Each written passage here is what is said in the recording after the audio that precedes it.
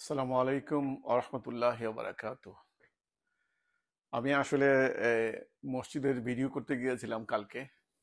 যে লন্ডনের একটি মসজিদ যেটি প্রথম নির্মিত হয়েছিল লন্ডনে, অর্থাৎ ফার্স্ট মস্ক ইন লন্ডন।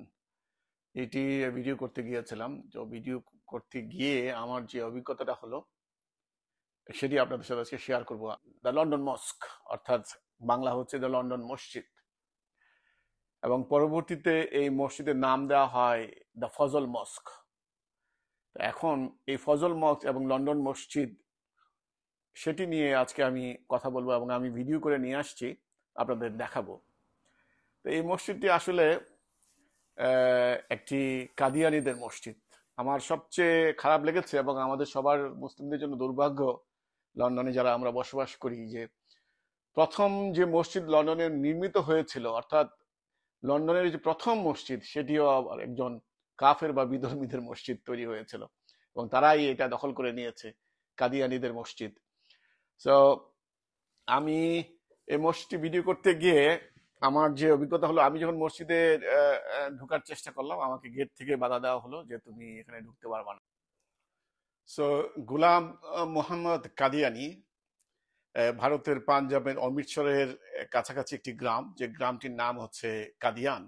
এই গ্রামে 13ই ফেব্রুয়ারি 1835 সালে সে জন্মগ্রহণ করে, এবং তার মার নাম ছিল চিরাগ বিবি, আর তার বাবার নাম ছিল মির্জা গুলাম মুর্তজা। সো এই যে গুলাম মর্তজা এবং চিরাগ বিবির দুটি যমজ সন্তান হয়। তার মধ্যে একজন ছিল গুলাম মোহাম্মদ কাদিয়ানি, যেটাকে ওনার পুরা নাম হচ্ছে গুলাম মোহাম্মদ আহমেদ কাদিয়ানি। যেহেতু তার বাড়ি কাদিয়ান গ্রামে, এই জন্য তাকে কাদিয়ানি বলে আর কি। সো আমি তার জন্ম এবং তার মৃত্যু এবং তার যে নবী দাবি করা, তারপর ইমাম মাহাদি দাবি করা, তার তার নিকট ওহি আসা, এই জিনিসগুলো আমি খুঁজে খুঁজে তাদের ওয়েবসাইটে, উইকিপিডিয়াতে এবং কিছু বুকের মাধ্যমে আমি এগুলো বের করে এনেছি। এগুলো আপনাদের সাথে শেয়ার করব।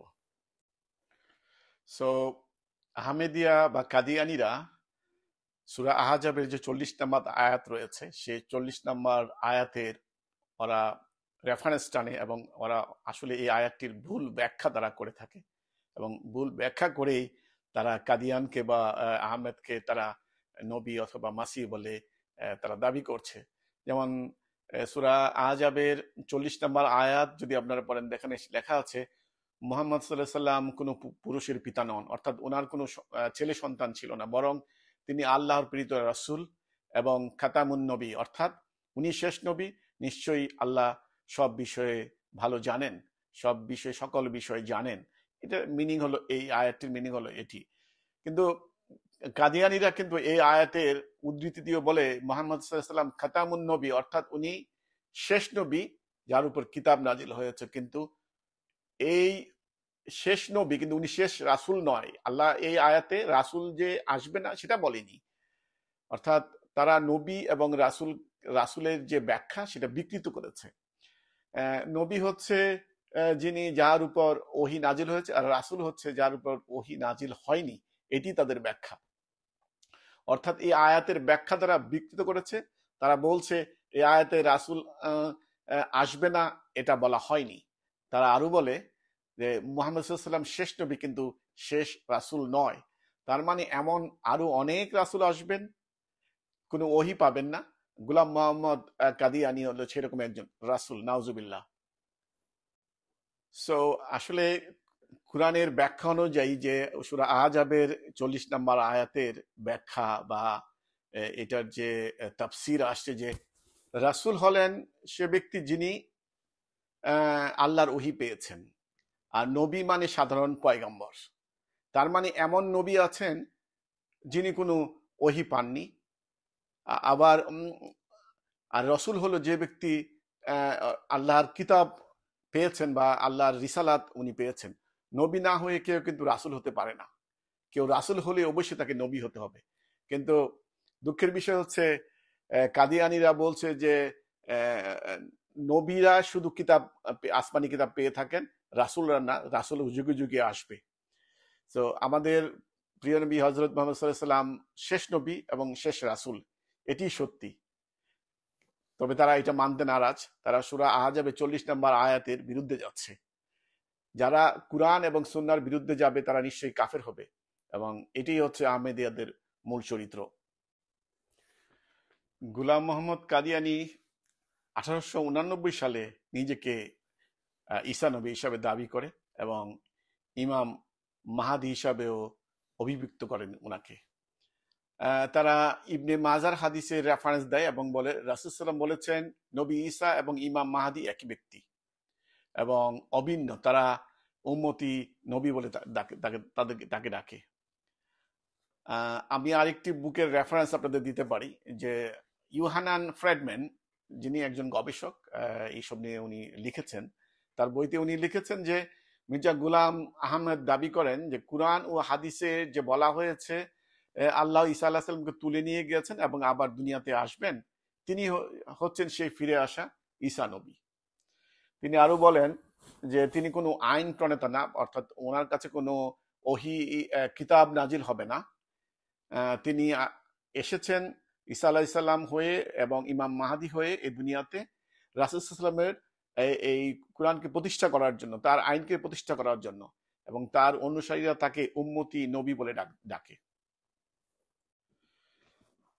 তাদের যে ওয়েবসাইট রয়েছে, তাদের অফিসিয়াল ওয়েবসাইট কাদিয়ানীদের, তারা বলছে যে উনি কিভাবে ওহী প্রাপ্ত হয়েছিলেন এবং সাল লেখা রয়েছে ওখানে এবং ওহির কোডগুলো দেখা আছে। তো সেইগুলো আমি আপনাদের তুলে ধরছি। সেটি হচ্ছে 1876 সালে তিনি আল্লাহর কাছ থেকে একটি ওহী পান, যে ওহিতে উনি পেয়েছিলেন যে তোমার বাবা নেক্সট কিছুদিনের মধ্যে বা এই তারিখে তোমার বাবা মারা যাবে। তো এই ওহিটি পাওয়ার পর তিনি অনেক কষ্ট পেলেন যে আমার বাবা মারা যাচ্ছে বা উনি মারা যাবে কবে সেটার মেসেজ উনি পেয়ে গেছেন। তো উনি কষ্ট পাওয়ার পরে আল্লাহ তাকে আরেকটি ওহী দিয়ে, আরেকটি আয়াত দিয়ে উনাকে সান্ত্বনা দিয়েছেন, এবং এই আয়াতটি তারা হুবহু এভাবে যেভাবে তুলে ধরেছে আমি আপনাদের পড়ছি সেটি। আল্লাহ কি তার বান্দার জন্য যথেষ্ট নন? এখন এখানে ব্র্যাকেটে লেখা রয়েছে 30, তারপরে ইজ টু 37, তার মানে হচ্ছে কি 30 নাম্বার সূরার 37 আয়াত, তা আমি জানি না। এবং 1869 সালে তিনি আরেকটি ওহী পেয়েছেন, সেটি তাদের ওয়েবসাইটে লেখা রয়েছে। ওইটি কি, তুমি যা করছো তাতে তোমার ঈশ্বর সন্তুষ্ট। অর্থাৎ সে যে কাজগুলো করছে ইমাম আহমদ কাদিয়ানি, তার কাজে আল্লাহ অনেক সন্তুষ্ট হয়েছেন এবং তিনি আল্লাহ তাকে আশীর্বাদ করেছেন, যাতে লেখা রয়েছে যে রাজারা তোমার যে পোশাক রয়েছে এই পোশাক থেকে আশীর্বাদ চাইবে। সো 1882 সালে ওহী প্রাপ্ত হন এবং নিজেকে একজন নবী হিসেবে দাবি করেন, এবং নবী হিসেবে দাবি করার পর তিনি আবার বলছেন যে আমি হচ্ছে ইমাম মাহাদি এবং ইমাম ঈসা আলাইহিস সালাম, সরি, দ্য নবী ঈসা, ঈসা ইবনে মারিয়াম এবং মাহাদি, ইমাম মাহাদি দুটাই হচ্ছে তিনি, এবং তিনি এটাই দাবি করেন। এবং আমি আপনাদের আরেকটি মেসেজ দিয়ে রাখি, সেটি হচ্ছে যে ইংরেজদের বিরুদ্ধে যখন মুসলমানরা তাদের অত্যাচার সহ্য করতে না পেরে তাদের বিরুদ্ধে জিহাদ ঘোষণা করলো, ইংরেজদের বিরুদ্ধে যুদ্ধ জিহাদের ডাক দিল, তখন ইমাম এই মির্জা গুলাম মোহাম্মদ কাদিয়ানি ব্রিটিশদের পক্ষ নিয়েছিল এবং বলেছিল ব্রিটিশদেরকে আল্লাহ পাঠিয়েছে, তাদের সাথে জিহাদ করা যাবে না, এবং তারা যে আল্লাহ যে পাঠিয়েছে আমাদের মঙ্গলের জন্য পাঠিয়েছে, নাউজুবিল্লাহ।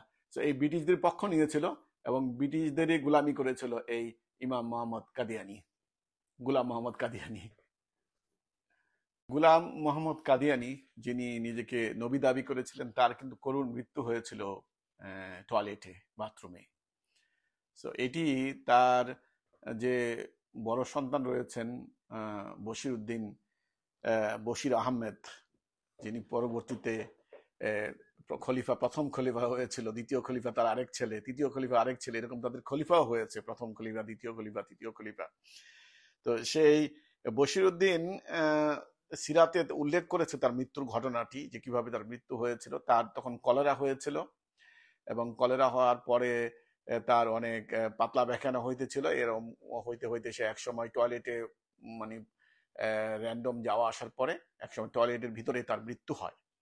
তো এটি রেফারেন্স হিসেবে নিশ্চিত করেছে যে তারা যে সিরাত রয়েছে তাদের, এই সিরাতে তার ছেলে এটি বর্ণনা করেছে, এবং তার লাশ পরবর্তীতে লাহোরের পাকিস্তানের লাহোর থেকে এই ইন্ডিয়ার পাঞ্জাবের কাদিয়ানে এসে দাফন করা হয়। এবং তারা যে তাদের একটা পত্রিকা আছে, আল ফজল পত্রিকা, তার একটা ছেলের নাম ছিল আল ফজল, সেও কিন্তু একজন খলিফা ছিল তাদের মতে আর কি, নাউজুবিল্লাহ। সো সে তার যে ফাজল ফজল পত্রিকা, সেখানে কিন্তু এই যে কাদিয়ানির যে কবরস্থানটা, এটাকে বেহেস্তের টুকরা বা বেহেস্ত বলা হয়ে থাকে, যে এটি বেহেস্তের জায়গা, বেহেস্তের টুকরা, এবং এটি তারা উল্লেখ করেছে আর কি, নাউজুবিল্লাহ। এই কাদিয়ানিদের মধ্যে আবার দুটো ভাগ রয়েছে। একটি ভাগ হচ্ছে তার বড় ছেলে বশির আহমেদ, প্রথম খলিফা, তার বড় ছেলে, এবং আরেকটি হচ্ছে পাকিস্তানের মোহাম্মদ আলী। তো উনারা দুটি ভাগে বিভক্ত। তো একটি ভাগ যে কাদিয়ানিতে রয়ে গেছে, যা ইন্ডিয়ার যে পাঞ্জাবের কাদিয়ানি, তারা ইমাম মোহাম্মদ কাদিয়ানি বা ইমাম মোহাম্মদ আহমদকে তারা নবী বলে দাবি করে এবং ওহি পেয়েছেন সেটাও দাবি করে।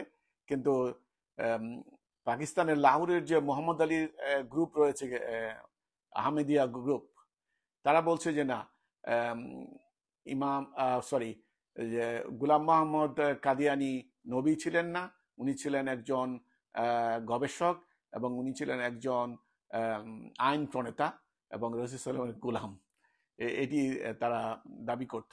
এবং তারা তাদের প্রথম দিকে যে 1896 সাল পর্যন্ত তাদের মুরিদের সংখ্যা, অর্থাৎ তাদের আকিদার সংখ্যা ছিল যে তারা জোগাড় করতে পেরেছিল 300 জনের মতো, এবং 1918 সাল পর্যন্ত এটা ছিল প্রায় 70,000-এর মতো। কিন্তু তারা দাবি করে তাদের এখন 20 কোটি, 10 কোটি, 1 কোটি এরকম তাদের মুরিদানা রয়েছে আর কি, তাদের বিশ্বাসের।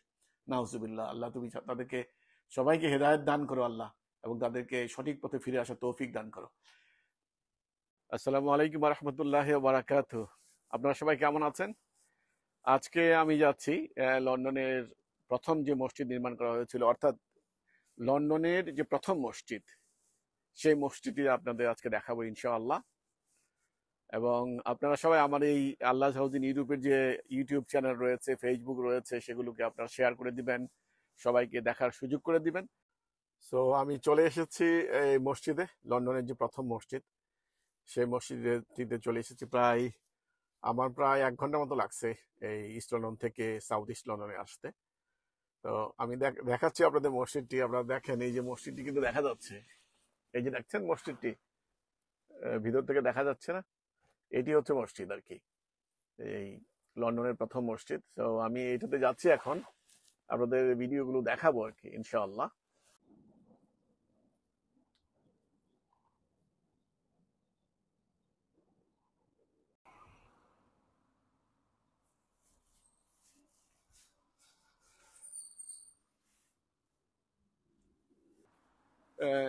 এখানে তুমি ভিডিও করতে পারবা না? আমি বললাম, কেন পারবো না? আমার তো একটা চ্যানেল আছে, আল্লাহ হাউজিন ইউরোপ, এই চ্যানেলটি রয়েছে। তো তুমি আমাকে একটু অ্যাটলিস্ট ঢুকতে দাও, আমি এটা ভিডিওটা করি। তো সে বললো যে না, তুমি ভিডিও করতে পারবে না। পরে সে বলল, আমি বল আমার সাথে আরেকজন মুসলি চলে আসছে গাড়ি নিয়ে, সে বললো যে আমি এখানে নামাজ পড়বো। তখন সে বললো যে তুমি কি নামাজ পড়বো? তুমি জানো যে আমরা অন্য গ্রুপ। আমি বললাম যে কিসের গ্রুপ, তোমার কি গ্রুপ আছো? সে বললো যে আমরা কিন্তু কাদিয়ানি। তো আমি তখন আকাশ থেকে বললাম, আমি তো আহমেদিয়া মুভমেন্ট ইন ইসলাম। আমি তো সেটাও বুঝতেছি না যে এটার আসলে মিনিংটা কি, আহমেদিয়া মুভমেন্ট।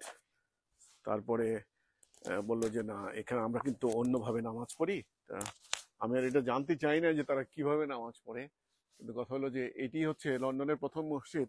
কিন্তু দুর্ভাগ্যজনক, মানে খুবই দুঃখজনক ঘটনা যে এই মসজিদটি কাদিয়ানিরা দখল করে নিয়েছে এবং কাদিয়ানিরাই পরিচালনা করছে, যারা আমাদের প্রফেট মুহাম্মদ সাল্লাল্লাহু আলাইহি ওয়াসাল্লামকে শেষ নবী হিসাবে মানে না, এবং গোলাম মোহাম্মদ কাদিয়ানি নিজেও নিজেকে নবী দাবি করেছে, এবং তারা আসলে মুসলিম কিনা এটা যারা স্কলার আছেন তারা বলতে পারবেন, আমি আমি জানি না।